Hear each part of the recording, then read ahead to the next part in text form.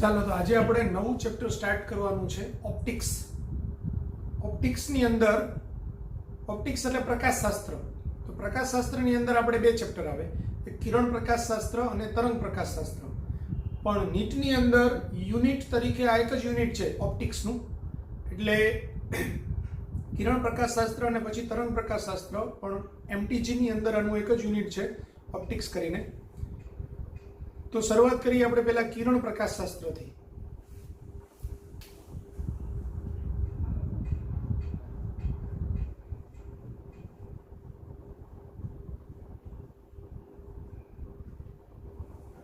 હવે કિરણ પ્રકાશશાસ્ત્રની અંદર આપણે મુખ્યત્વે પહેલા તો એક અરીસો ભણવાનો છે. અરીસાનું ડિટેલ સ્ટડી કર્યા પછી બીજું આપણે ભણવાનું છે એ લેન્સ ભણવાનું છે. લેન્સનું ડિટેલ સ્ટડી કર્યા પછી આપણે પ્રિઝમના સૂત્રો છે અને બીજી પ્રકાશીય ઘટનાઓ છે એનો અભ્યાસ કરવાનો છે. તો આપણે પહેલા શરૂઆત કરીએ અરીસાથી.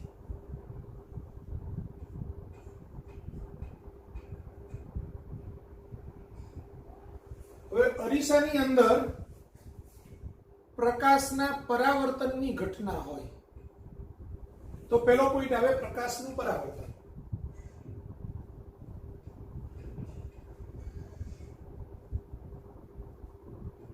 હવે પ્રકાશના પરાવર્તન એટલે શું?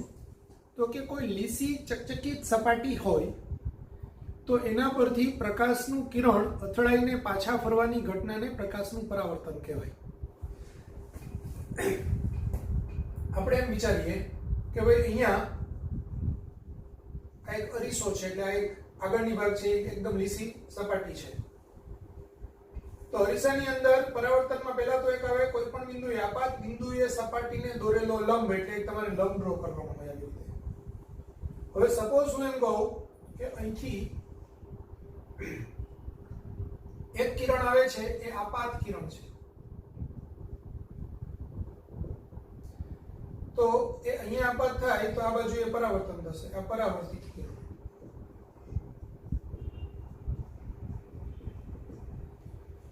આ આપાત કોણ I, આ પરાવર્તન કોણ I. I એટલે આપાત કોણ,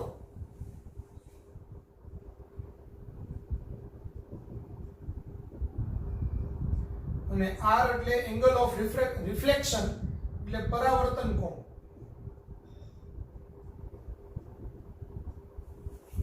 બરાબર.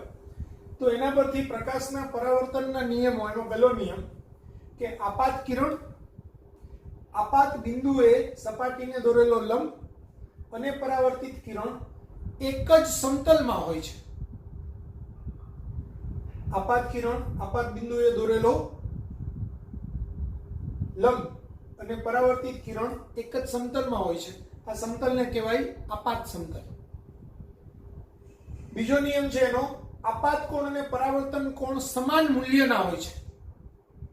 આપાત કોણ અને પરાવર્તન કોણ સમાન મૂલ્યના હોય છે. આપાત કિરણ અને પરાવર્તિત કિરણ છે લંબની પરસ્પર વિરુદ્ધ બાજુએ હોય, એટલે આ બાજુએ જે આપાત થાય તો પરાવર્તન છે આ બાજુએ થાય. તો આ પરાવર્તનના નિયમો છે. બરાબર. હવે પરાવર્તન છે આ સમતલ સપાટી વડે થયેલું પરાવર્તન છે, પણ વક્ર સપાટીઓ વડે થતા પરાવર્તન બી આવા જ હોય. એટલે સપોઝ એમ કહું કોઈ એક બહિર્ગોળ અરીસો હોય, એના કોઈ એક બિંદુએ સપોઝ અહીંયા છે, હવે પ્રકાશનું કિરણ છે આમથી આવે તો એ આમ પરાવર્તન પામે. તો અહીંયા આપાત બિંદુએ દોરેલો લંબ, તો આ ખૂણો I હોય તો આ R હોય, અને હંમેશા I બરાબર R હોય. તો આમાં બી આ I બરાબર R હોય. બરાબર.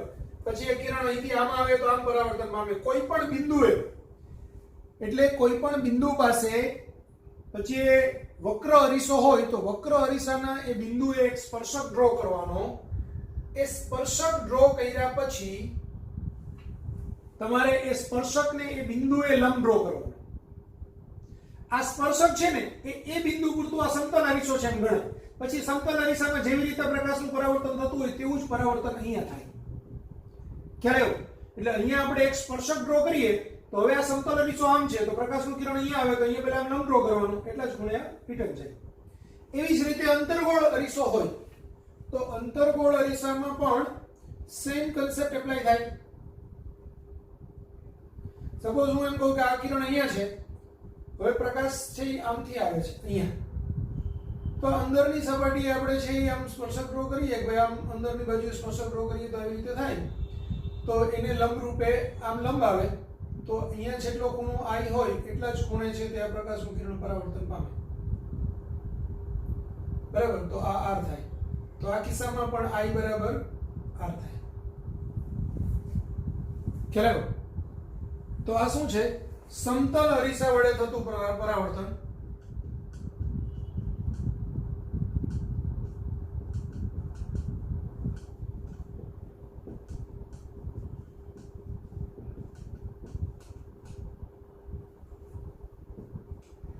આ બહિર્ગોળ અરીસા વડે થતું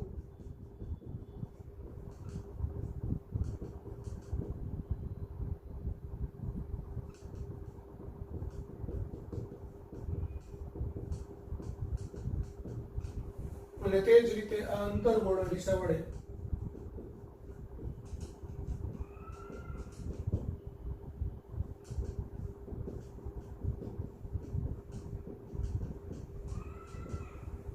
પ્રકાશનું પરાવર્તન.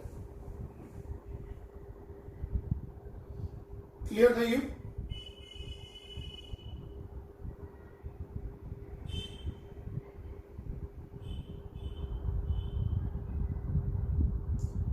બીજો એક અગત્યનો પોઈન્ટ, પરાવર્તનની અંદર જો આપાત કોણ 0 હોય તો પરાવર્તન કોણ પણ 0 હોય. એટલે કે પ્રકાશ છે તે જો કોઈ સપાટીને લંબ રૂપે આપાત થાય તો પ્રકાશ એ જ દિશામાં પરાવર્તન પામે.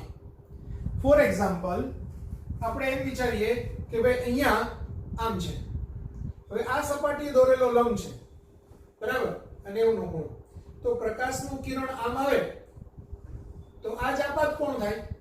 તો અહીંયા I બરાબર 0 થાય, કારણ કે આ જ આપાત કિરણ છે અને આ જ આપણો સપાટીએ દોરેલો લંબ છે. લંબ સાથે બનાવેલો ખૂણો કેટલો હતો અને આની સાથે આ રેખાએ પોતાની સાથે બનાવેલો ખૂણો 0 થાય. હવે પ્રકાશનું કિરણ અહીંથી આવી અને પાછું એ જ દિશામાં પરાવર્તન થશે, કારણ કે જો આપાત કોણ 0 હોય તો પરાવર્તન કોણ બી 0 હોવો જોઈએ. એટલે પ્રકાશનું કિરણ આમ આવશે અને અહીંથી પરાવર્તન પામીને આમ જશે. તો જો I બરાબર 0 તો R બરાબર બી 0 થાય. એટલે કે આપાત પ્રકાશ જો સપાટીને લંબ રૂપે આપાત થાય તો પરાવર્તન પણ લંબ રૂપે જ પામે.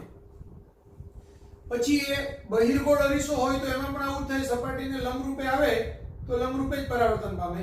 અંતર્ગોળ અરીસો હોય તો એમાં પણ એવું થાય, જો લંબ રૂપે આપાત થાય તો પરાવર્તન પણ લંબ રૂપે જ પામે. ખ્યાલ આવ્યો?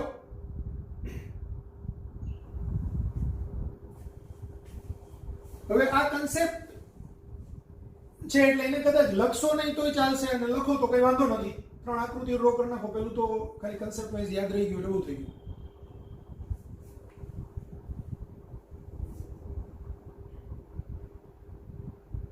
બીજું, અરીસા વડે પરાવર્તન જ્યારે થાય ત્યારે ઓબ્જેક્ટ છે, ઓબ્જેક્ટ અને ઇમેજ એ ઇન્વર્ટેડ હોય, લેફ્ટ રાઈટ ઇન્વર્ટેડ હોય. એટલે સપોઝ હું એમ કહું કે અરીસો હોય અને હું આમ રાખું અથવા તો હું આમ ઊભો રહું તો મારો આ હાથ જમણો છે. હવે જ્યારે પ્રતિબિંબ અહીંયા દેખાતું હશે તો પ્રતિબિંબની અંદર પ્રતિબિંબ આમ હશે સામે, બરાબર, તો આ હાથ મારો જમણો છે, બરાબર, પણ પ્રતિબિંબમાં આ જ હાથ અહીંયા આવશે, પણ જે અહીંયા દેખાશે એ એકચ્યુઅલી પ્રતિબિંબની ડાબી બાજુ હશે, બરાબર. એટલે પ્રતિબિંબ છે એ ઇન્વર્ટેડ હોય. ખ્યાલ આવ્યો? પ્રતિબિંબ આપણને જોવા મળે તે ઇન્વર્ટેડ જોવા મળે, એટલે લેફ્ટ રાઈટ ઇન્વર્ટેડ થઈ જાય. આપણો જમણો હાથ એ પ્રતિબિંબનો ડાબો હાથ થઈ જાય, આપણો ડાબો હાથ એ પ્રતિબિંબનો જમણો હાથ થઈ જાય. એટલે જમણી બાજુએ હોય એમ, બરાબર. તો અત્યારે હું આમ વિચારું કે મેં અહીંયા આ હાથમાં આમ પહેરેલું છે, હવે હું આ બાજુએ ઊભો રહું તો પ્રતિબિંબ જે રચાશે એનો આ હાથની અંદર આ પહેરેલું હશે, એટલે એ જ્યારે પ્રતિબિંબ દેખાશે ત્યારે ઘડિયાળ અહીંયા હશે ને આ બાજુ હશે, તો આપણને એમ થાય કે એનું ડાબી બાજુ, પણ હકીકતે પ્રતિબિંબમાં એવું દેખાય કારણ કે અહીંયા જે બાજુ હોય એ જ બાજુ અહીંયા આવે, એટલે એ લેફ્ટ રાઈટ ઇન્વર્ટેડ ઇમેજ આપણને મળે. ક્લિયર થઈ ગયું? સપોઝ આપણે આમ કરીએ પેનને, સામે અરીસો હોય તો શું થાય, અહીંયા ઢાંકણ છે એ આગળ છે અને આ એની પાછળની બાજુએ છે, તો પહેલામાં બી ઊંધું થઈ જશે, એમાં બી એમ થશે. હવે સપોઝ હું એમ કહું કે આ બાજુએ ઢાંકણ છે તો એનું પ્રતિબિંબની અંદર ઢાંકણ આ બાજુએ આવશે, પણ આપણે આમથી જોઈએ તો આ ઢાંકણ જમણી બાજુએ કહેવાય, પણ પહેલી બાજુએ રહીને આપણે જોઈએ આમ તો એ ઢાંકણ ડાબી બાજુએ કહેવાય. આ રીતે હોય.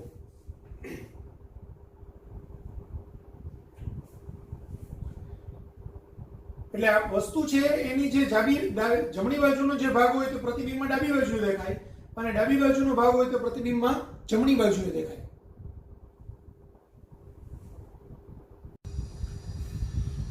હવે જો ધ્યાન આપો, થોડા કન્સેપ્ટ છે લખવામાં પછી થોડી વાર લાગે એમ હતી, એટલે મેં તમને પહેલા લખીને રેડી રાખેલા છે. હવે હું તમને કન્સેપ્ટ સમજાવી દઉં.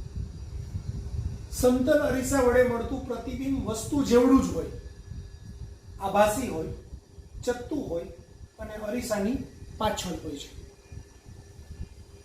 તો કોઈ પણ સમતલ અરીસાની સામે આપણે ઊભા રહીએ તો પ્રતિબિંબ છે, આપણે અહીંયા અરીસો રાખેલો હોય તો અહીંથી આપણે ઊભેલા હોય તો અહીંયા જેટલું ડિસ્ટન્સ છે તો પ્રતિબિંબ એની પાછળની બાજુ એટલા ડિસ્ટન્સે રચાય. ચત્તુ હોય, આપણે પેનને આમ ઊભી રાખેલી હોય તો સામેનું પ્રતિબિંબ બી એવું જ ઊભું જ દેખાશે, આમ ઊંધું નહીં થાય, ઇન્વર્ટ નહીં થાય. ચત્તુ હોય, બરાબર. જેવડી વસ્તુ હોય એવડું જ હોય, એટલે વસ્તુ જેવડું જ હોય અને અરીસાની પાછળ હોય.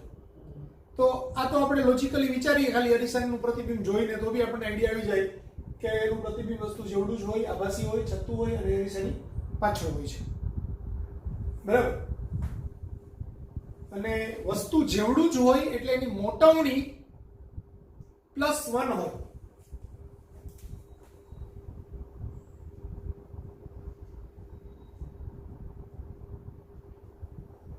બરાબર, મોટવણી +1 હોય એટલે કે એમ જે સમતલ અરીસા માટે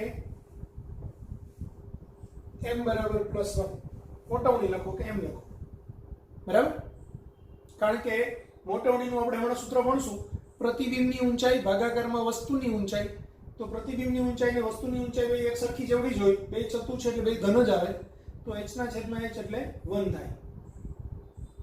હવે બીજું, સમતલ અરીસા પર આપાત થતું કિરણ યથાવત રાખીને જો સમતલ અરીસાને θ જેટલું ભ્રમણ આપવામાં આવે તો પરાવર્તિત કિરણ મૂળ માર્ગથી 2θ જેટલું ભ્રમણ પામશે. એ શું કહેવા માંગે છે કે સપોઝ હું એમ કહું કે એક સમતલ અરીસો છે, હવે આપાત કિરણ પ્રકાશનું આમ આવે સપાટીને લંબરૂપે, તો પરાવર્તિત કિરણ બી સપાટીને લંબરૂપે જ જશે. એ આપેલી આકૃતિ કે આપાત કિરણ છે તે આમ નીચે આવી રહ્યું છે ત્યારે પરાવર્તિત કિરણ પણ એને લંબરૂપે ઉપર તરફ જઈ રહ્યું છે. આ આપાત કિરણ, આ પરાવર્તિત કિરણ, આ શરૂઆતની સ્થિતિ, બરાબર. m1 m2 છે તે શરૂઆતની સ્થિતિ છે. હવે આ અરીસાને એની જગ્યાએથી હું θ જેટલું કોણાવર્તન આપું, પણ આપાત કિરણને એની જગ્યાએથી હલાવતો નથી.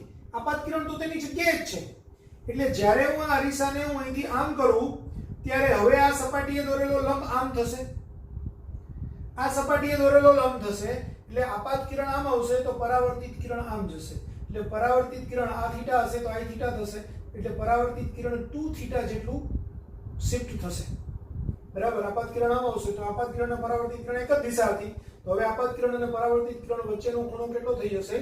2θ, બરાબર.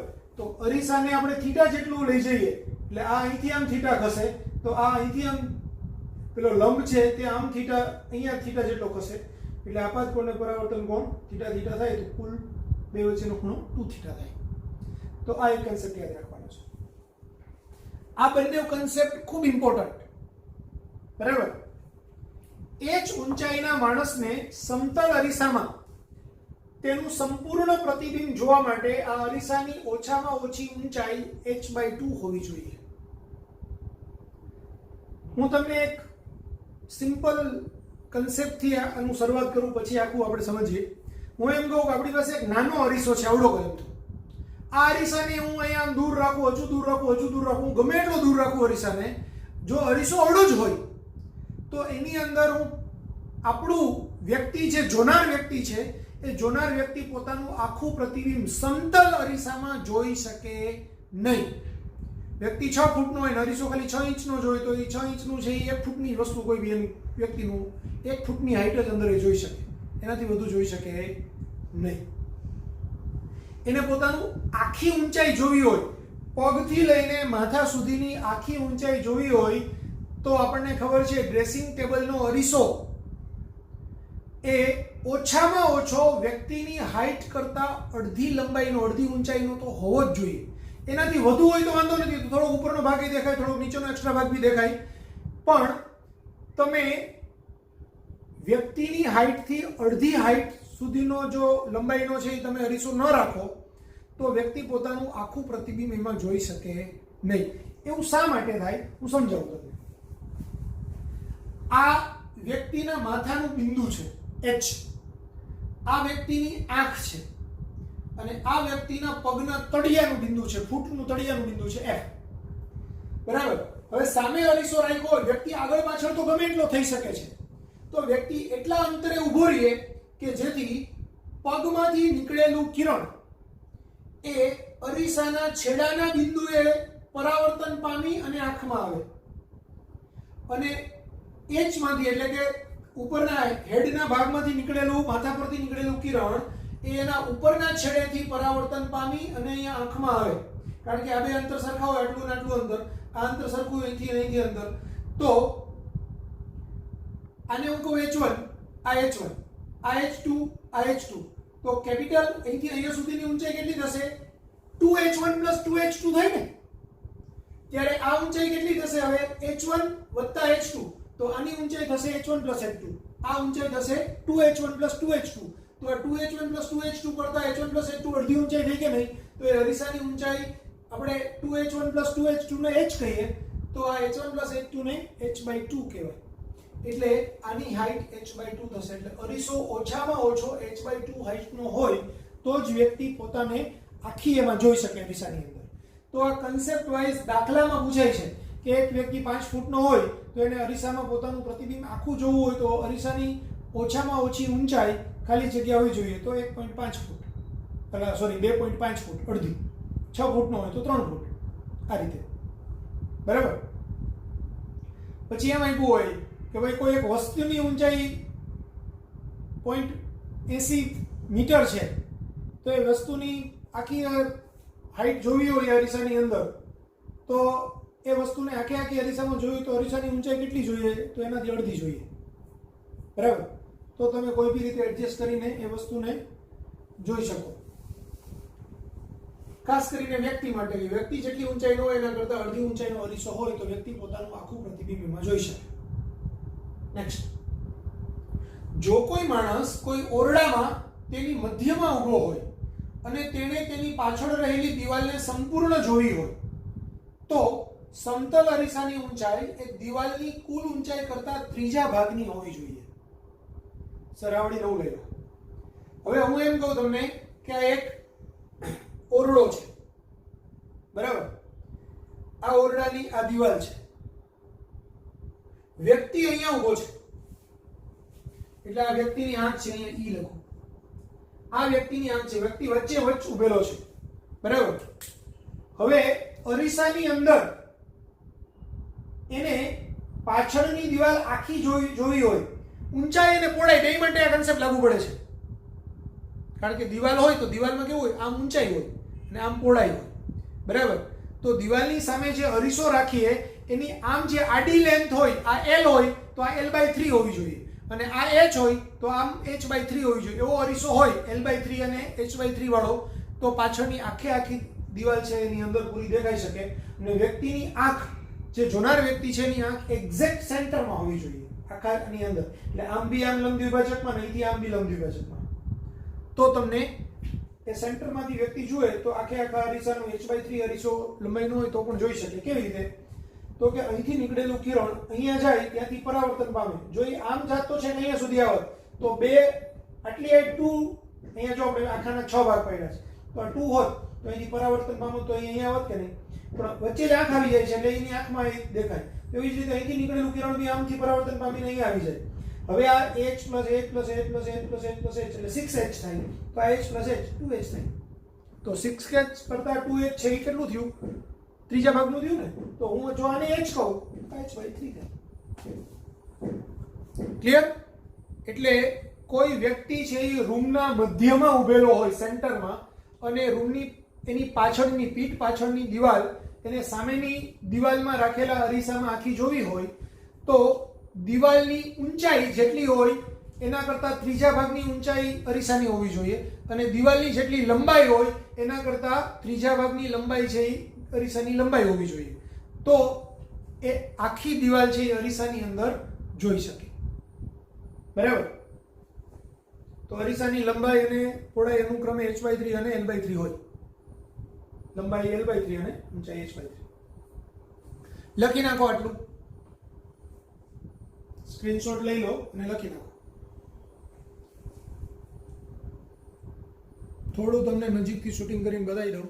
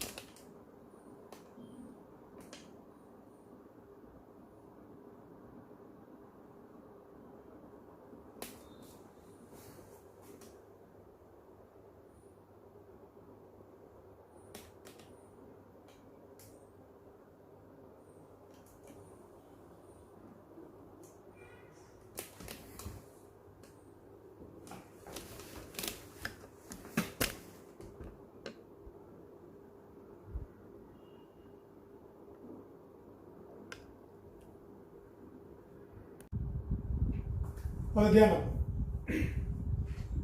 કોઈ બે સમતલ અરીસાને આવી રીતે રાખેલા હોય ક્રોસમાં, અને વચ્ચે ક્યાંક વસ્તુ મૂકેલી હોય. તો એક સમતલ અરીસો આમ છે, બીજો સમતલ અરીસો આમ છે. બે સમતલ અરીસા વચ્ચેનો ખૂણો થીટા છે. બરાબર? તો બે સમતલ અરીસા વચ્ચે થીટા ખૂણો બને એવી રીતે રાખી અને એમની વચ્ચે કોઈક વસ્તુ મૂકેલી હોય તો આ વસ્તુનું આ અરીસામાં અને આ અરીસામાં બંને અરીસાની અંદર પ્રતિબિંબો રચાય.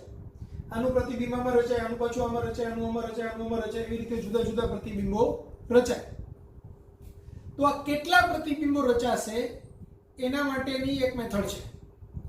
તો એ પ્રતિબિંબોની સંખ્યા જો આપણે n કહીએ, કે ધારો કે બે અરીસાને એકબીજા સાથે થીટા ખૂણે રાખવામાં આવે અને એમની વચ્ચે વસ્તુ મૂકવામાં આવે તો એના n પ્રતિબિંબો રચાય છે. તો આ n કેવી રીતે શોધી શકાય, કેટલા પ્રતિબિંબો રચાશે એના માટેનું? તો એના માટેની આ મેથડ છે. તમારે કરવાનું શું હોય તો કે બે અરીસા વચ્ચેના ખૂણાને કહેવાનો થીટા. એટલે સૌથી પહેલું કામ કરવાનું, તમારે 360/θ એનો ગુણોત્તર શોધવાનો. દાખલા તરીકે હું એમ કહું થીટાનું મૂલ્ય 60 અંશ છે. 60 અંશ છે એનો મતલબ શું થયો? 360/60 એટલે કેટલો જવાબ આવે? 6. તો 6 જવાબ પહેલા તો વિચારો, પૂર્ણાંક છે કે અપૂર્ણાંક? તો કે પૂર્ણાંક છે. બરાબર? હવે 6 સંખ્યા પૂર્ણાંક છે એટલે એક વસ્તુ નક્કી થઈ, પૂર્ણાંક. હવે પૂર્ણાંક હોય પછી પાછું નક્કી કરવાનું કે એકી પૂર્ણાંક છે કે બેકી પૂર્ણાંક. તો 6 એટલે બેકી કહેવાય. તો એ બેકી પૂર્ણાંક છે. બેકી પૂર્ણાંક હોય તો જો વસ્તુ છે એ ખૂણાના દ્વિભાજક પર હોય કે ન હોય ત્યારે પ્રતિબિંબની સંખ્યા, બેકી પૂર્ણાંક હોય એટલે પ્રતિબિંબની સંખ્યા 360/θ એટલે કે 6 - 1 એટલે 5. તો પ્રતિબિંબની સંખ્યા 5 થાય. કારણ કે બેકી પૂર્ણાંક હોય ત્યારે અહીંયા વસ્તુ છે અહીંયા પણ હોઈ શકે, અહીંયા પણ હોઈ શકે, અહીંયા પણ હોઈ શકે. એટલે દરેકની અંદર બે કેસ આવે, વસ્તુ દ્વિભાજક પર છે કે વસ્તુ દ્વિભાજક પર નથી. પણ બેકી પૂર્ણાંકની અંદર વસ્તુ દ્વિભાજક પર હોય કે ન હોય, ગમે તેમ હોય, પ્રતિબિંબની સંખ્યા 360/θ - 1. બરાબર 360 માઇનસ 1 360 બાય થીટા માઇનસ 1 આવી જ રીતે શોધાય બરાબર ઘણી વખત આ 360 બાય થીટા ને એમ પણ કહેવામાં આવે એટલે આને એમ પણ કહેવાય તો ઘણી વખત આ સૂત્ર n બરાબર m માઇનસ 1 લખ્યું હોય અહીંયા આ n બરાબર m હોય અહીંયા આ n બરાબર m માઇનસ 1 કહેવાય અને આનું પાછું આ જ મેથડ છે તો હવે હું તમને આખી વસ્તુ સમજાવી દઉં પહેલા તમારે શું શોધવાનું બે અરીસા વચ્ચેનો ખૂણો કેટલો છે 360 ના છેદમાં એ ખૂણો શોધવાનો એટલે એ ગુણોત્તર મળે એ ગુણોત્તર જો એકી આવે અથવા બેકી આવે પહેલા તો એ ગુણોત્તર છે પૂર્ણાંક આવે અથવા અપૂર્ણાંક આવે તો જો એ ગુણોત્તર પૂર્ણાંક હોય તો પૂર્ણાંકની અંદર પાછી બે શક્યતા એકી હોય કે બેકી હોય એકી પૂર્ણાંક હોય તો એમાં પાછી બે શક્યતા કે વસ્તુને દ્વિભાજક પર મૂકેલી છે કે વસ્તુ દ્વિભાજક સિવાયના કોઈ પોઝિશન પર છે જો વસ્તુને અહીંયા મૂકી હોય તો દ્વિભાજક પર મૂકેલી છે એમ કહેવાય જો વસ્તુને અહીંયા મૂકો તો દ્વિભાજક પર નથી એમ કહેવાય અહીંયા મૂકો તો દ્વિભાજક પર નથી એમ કહેવાય તો જો વસ્તુ દ્વિભાજક પર મૂકેલી હોય અને એનો ગુણોત્તર એકી પૂર્ણાંક હોય તો પ્રતિબિંબની સંખ્યા n બરાબર 360 બાય થીટા માઇનસ 1 આવે એટલે કે m માઇનસ 1 આવે કે m એટલે 360 બાય થીટા બરાબર જો એકી પૂર્ણાંક હોય પણ વસ્તુને દ્વિભાજક પર ન મૂકેલી હોય દ્વિભાજક પર ન મૂકેલી હોય તો પ્રતિબિંબની સંખ્યા 360 ના છેદમાં થીટા એટલે કે n બરાબર m થશે જે ગુણોત્તર આવે તે જવાબ બરાબર દાખલા તરીકે આપણે એમ કહીએ કે ભાઈ 360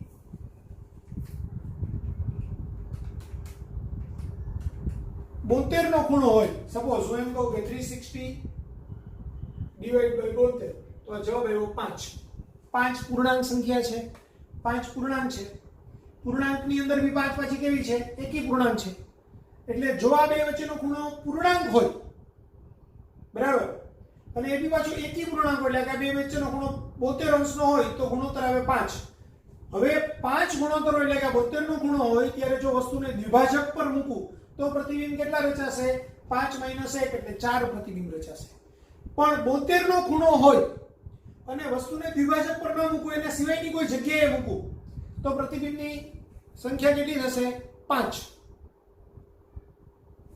72 નો ખૂણો દ્વિભાજક પર મૂકું તો 5 - 1 4 પ્રતિબિંબ રચાય અને દ્વિભાજક પર ન મૂકું તો 5 પ્રતિબિંબ રચાય બરાબર આ ગુણોત્તર બેકી પૂર્ણાંક હોય દાખલા તરીકે 360 બાય 60 360 બાય 60 એટલે 6 આવ્યું આ એકી પૂર્ણાંક આ બેકી પૂર્ણાંક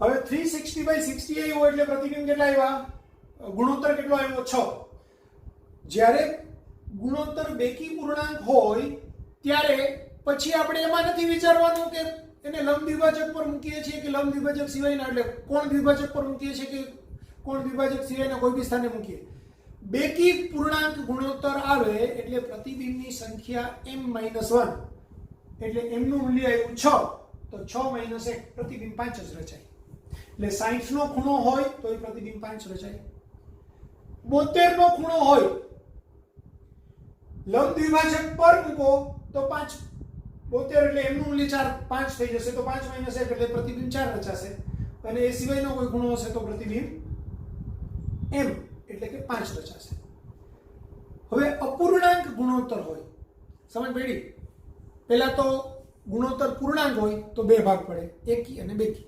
બેકી હોય તો ફિક્સ જ સૂત્ર પછી એને વસ્તુને ક્યાં મૂકો છે એ જોવાનું નથી બેકી હોય એટલે ફિક્સ જ સૂત્ર n બરાબર m - 1 અથવા તો 360 બાય થીટા -1 એકી હોય તો બે ભાગ પડે એક ભાગ જો લંબ દ્વિભાજક પર મૂકો તો સૂત્ર એનું એક બેકી જાડું સૂત્ર 360 બાય થીટા -1 એટલે કે m - 1 અને લંબ દ્વિભાજક પર ન મૂકો તો n બરાબર m બરાબર હવે ગુણોત્તર અપૂર્ણાંક હોય દાખલા તરીકે 360 બાય 65 લો 65 બરાબર તો 360 બાય 65 કરું તો કેટલું થશે 360 ડિવાઇડ બાય 65 એટલે આપણો ગુણોત્તર આવ્યો 5.53 બરાબર અહીંયા લખો 360 બાય 65 તો આ ગુણોત્તર આવ્યો 5.53 બરાબર તેનો પૂર્ણાંક ભાગ શું કહેવાય 5 પૂર્ણાંક ભાગ કહેવાય 5 બરાબર તો હવે 5 એકી છે કે બેકી તો 5 એકી છે 5 એકી છે તો પછી એકી પ્રમાણે જવાનું બરાબર તો હવે બે વચ્ચેનો ખૂણો 65 અંશનો હોય તો એને લંબ દ્વિભાજક પર એટલે સોરી કોણ દ્વિભાજક પર મૂકવું છે કે દ્વિભાજક પર નથી દ્વિભાજક પર છે તો 5 - 1 એટલે 4 પ્રતિબિંબ રચાય દ્વિભાજક પર નથી તો 5 પ્રતિબિંબ રચાય ખ્યાલ આવી ગયો આવી રીતે જો આનો જવાબ સપોઝ હું એમ કહું 65 ની જગ્યાએ 55 હોત તો શું થાય 360 ડિવાઇડ બાય 55 તો તમારો હજુ કઈ ઉદાહરણ 360 ડિવાઇડ બાય 55 હોત તો એ ગુણોત્તર આવત 6.54 હવે 6.54 આવે તો એનો પૂર્ણાંકાંક કેટલો થયો અહીંયા m બરાબર 5 કહેવાય અહીંયા m બરાબર 6 કહેવાય અહીંયા m બરાબર 6 કહેવાય અહીંયા m બરાબર 5 કહેવાય તો હવે પહેલામાં m બરાબર 6 છે તો m બરાબર 6 એટલે બેકી પૂર્ણાંક બેકી માટે સીધું જ સૂત્ર m - 1 એટલે 6 - 1 તો 5 પ્રતિબિંબ રચાય ક્લિયર થઈ ગયું કોઈ કન્ફ્યુઝન એટલે તમારે આ ચારે કેસ લઈ લીધા બે આ ગુણોત્તર છે એકી પૂર્ણાંકો એવો ગુણોત્તર છે તો એના પછી આ બે કેસ પાછા પડે કે વસ્તુને છે દ્વિભાજક પર મૂકી છે કે દ્વિભાજક પર નથી મૂકી જો ગુણોત્તર બેકી પૂર્ણાંક હોય તો દ્વિભાજક પર હોય કે ન હોય ગમે ત્યાં હોય એનું સૂત્ર આવે n - 1 એટલે કે 360 બાય θ - 1 અપૂર્ણાંક ગુણોત્તર હોય તો પાછા અપૂર્ણાંક ગુણોત્તરની અંદર એનો પૂર્ણાંક ભાગ જોવાનો બરાબર એ પૂર્ણાંક ભાગ જો એકી હોય તો પાછા એકી પૂર્ણાંકની અંદર બે કેસ આવે વિભાજક પર છે કે નથી હોય તો આ સૂત્ર લેવાનું ન હોય તો આ સૂત્ર લેવાનું બેકી પૂર્ણાંક હોય તો ગમે તે હોય n - 1 અથવા તો n બરાબર m - 1 આવી રીતે એટલે એનો પૂર્ણાંક ભાગ શોધીને પછી જવાનું આ જ રીતે છે ક્લિયર લખી નાખો